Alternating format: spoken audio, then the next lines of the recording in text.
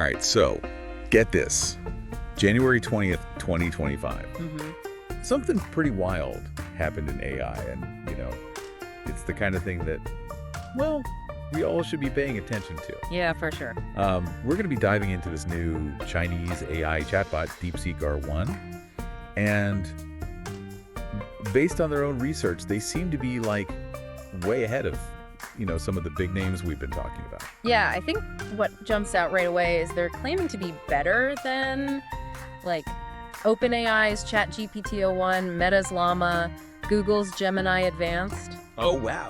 Especially in math and logic, problem solving. Okay, so they're making some big claims there. Yeah, we got to take a closer look at that for sure. Absolutely. And I think what's even, more surprising is not only are they claiming to be better, but they're saying they did it faster and cheaper. Way cheaper Than anyone else, right?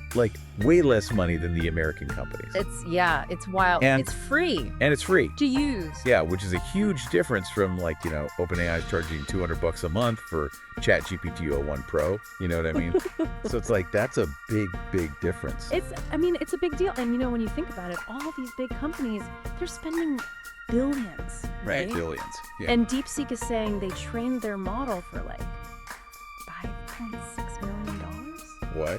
It's crazy. It makes you think, do we even need all those billions, right? Right. Maybe there's a cheaper, better way to do this. Yeah, it kind of challenges the whole, idea that you need these huge companies with tons of money to make progress in AI. Absolutely. And it's funny because, this reminds me of what Sam Altman said a while back. Oh, yeah. Before DeepSeek even came out. Right. He was basically saying, it's impossible to compete with them. Hopeless, I think, was the word. Yeah, hopeless, he said. You should try, but it's hopeless. Right, it's your job to try, but you're gonna fail. Right. So it's almost like DeepSeek is, directly contradicting that. Totally. It's well, maybe it's not so hopeless after all. Yeah, it's a really interesting counterpoint. Yeah? To that kind of thinking, for sure. And the reaction when DeepSeek launched Huge. Was crazy. Yeah. Within a week, it was the #1 downloaded app in the US. Wow. Both the App Store and Google Play beat ChatGPT. Wow. And then it went on to be #1 in India and other countries too. It was an instant hit. Yeah, it seems like people were really hungry for something like this. Right, and it wasn't just downloads and stuff. Right. It actually had a big impact on the financial markets. Oh, yeah. So just a week after DeepSeek came out, January 27th, 2025. Okay. $1 trillion What? got wiped off the U.S. tech index. $1 trillion. Yeah, it was a big deal. That's insane. Yeah. That's people are taking this really seriously. It's a real threat, I guess. Yeah, for sure. To the established players. And the company that really felt it, I guess, was NVIDIA. They were, They were on top of the world. On top. The most valuable company in the world. $3.5 trillion valuation. Huge. And then, in one day, oh, man, they dropped to $2.9 trillion. Wow. Which is a $589 billion loss. Their stock went down 17%. That's got to be a record or something? It's a huge drop. Yeah. For any company. And, it makes sense when you think about it. Right. Because NVIDIA, they make the chips that are used to train and run these AI models. Right. So if DeepSeek can do what they're saying, and they don't need the latest NVIDIA chips. Right. Maybe they don't need those super expensive ones. That's a problem for NVIDIA. That's a big problem for them, yeah. Yeah, for sure. So the guy behind all this, right? Yeah. Liang Wenfeng. Okay. He's 40 years old. Okay. Chinese entrepreneur. And he's super low-key. You don't see him doing interviews or anything like that. Interesting. Yeah, but his background is kind of interesting. Okay, what's he got? So back in 2015, he started a hedge fund called Highflyer. Oh, wow. Okay. And he was using math models and AI to, Make money?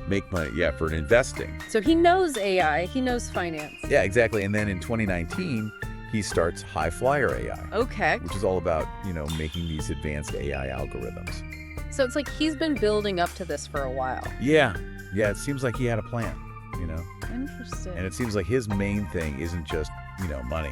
Oh, okay. He really wanted to make an AI that was the best, better than anything else out there. And the way he built his team was kind of different too.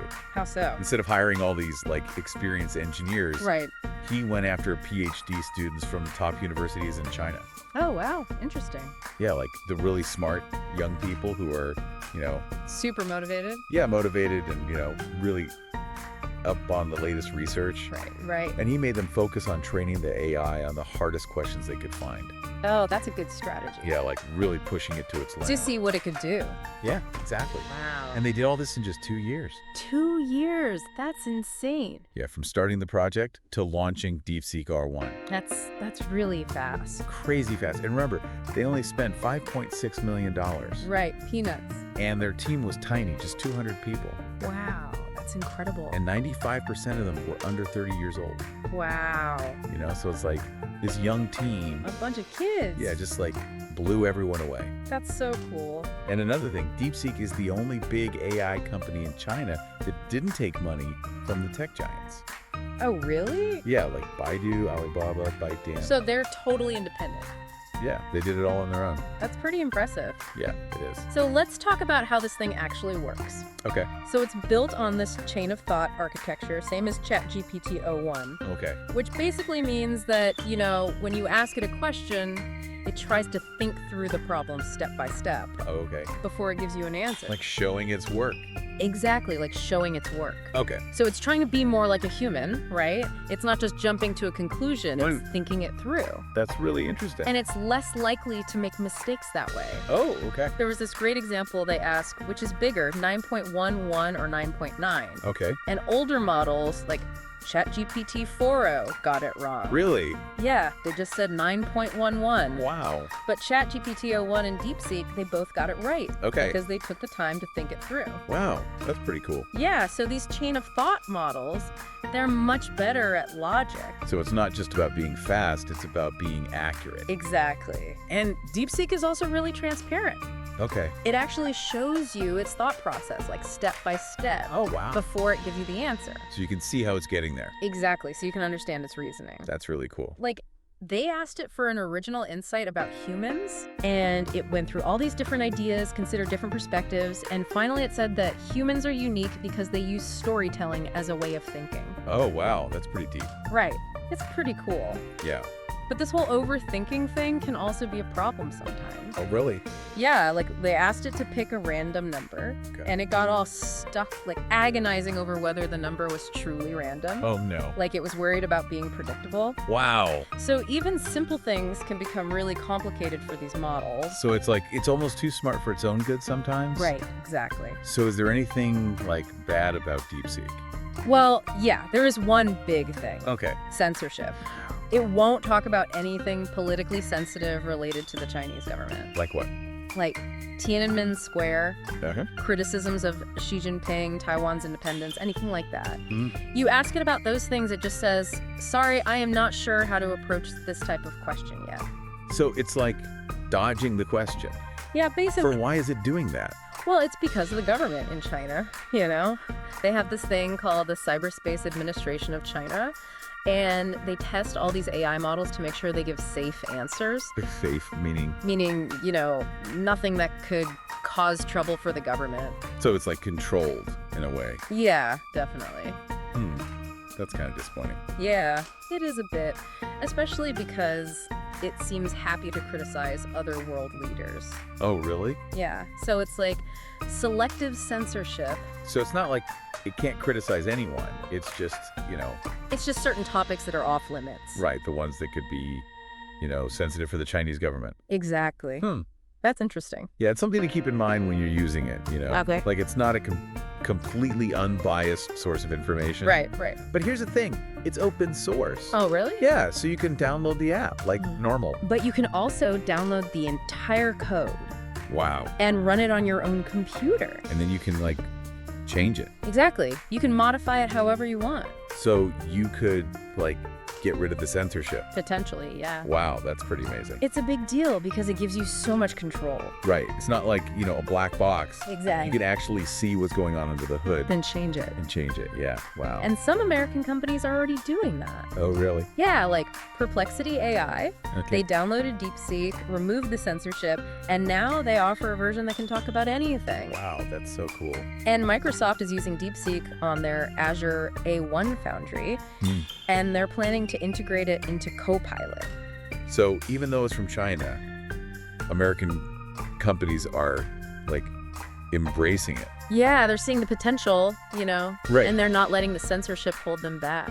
And this is kind of funny because remember Elon Musk, Yeah. he was always criticizing OpenAI, calling them closed AI. Right. And now you have this Chinese AI that's more open than, a company that's open in its name. It's pretty ironic.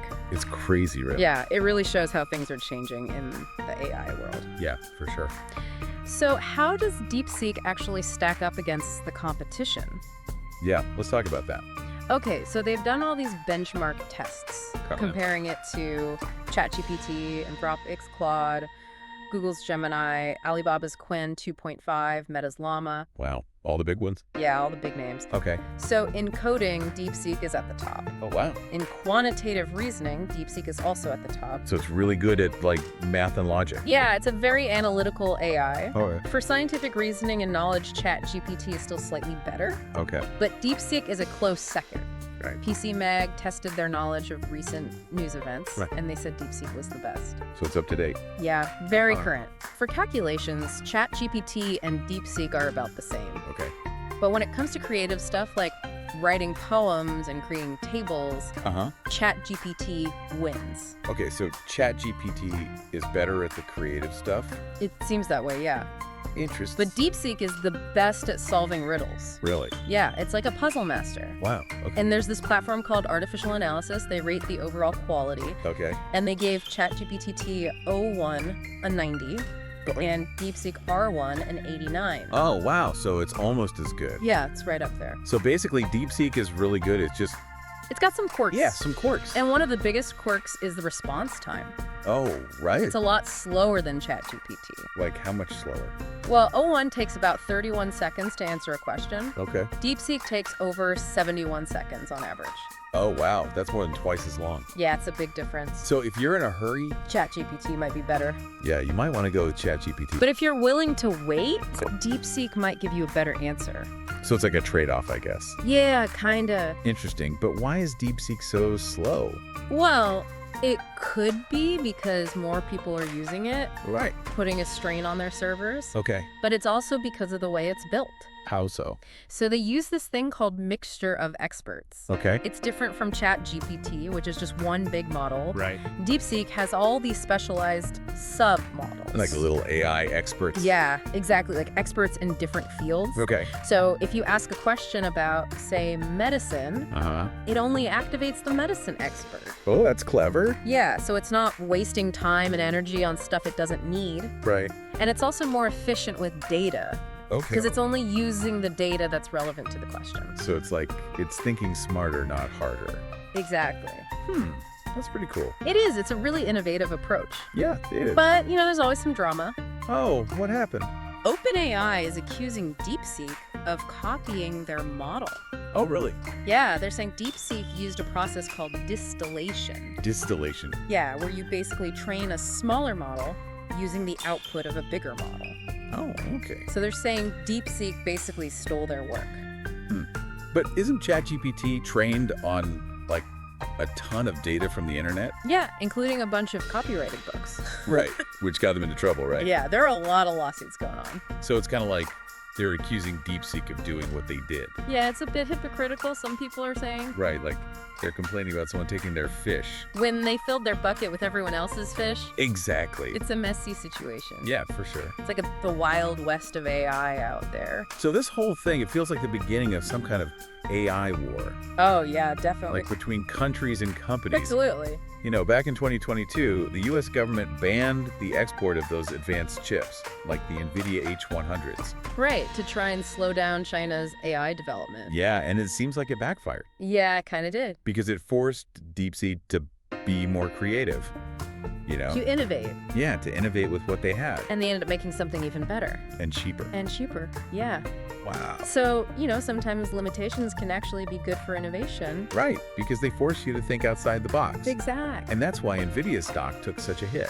Yeah, people are realizing that maybe we don't need those super expensive chips after all. Right, if you can make something like DeepSeek with older, cheaper technology. Exactly. Wow, this is a really interesting story. It is. And I think the main takeaway here is that, What's innovation can come from anywhere absolutely. and anyone. It doesn't have to be the big guys with all the money. Right, it could be a small team.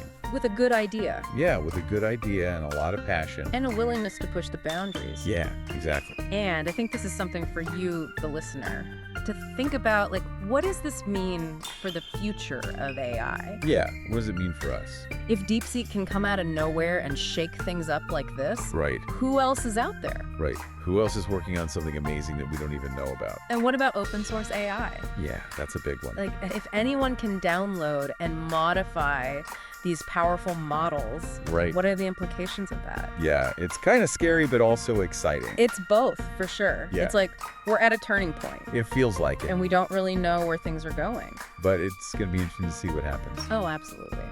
All right, well, that's it for our deep dive into DeepSeek. That was a good one. Yeah, it was a wild ride. Thanks for listening, everyone. And thanks for joining me. Of course. Always a pleasure. All right, until next time. See ya. Bye. Bye.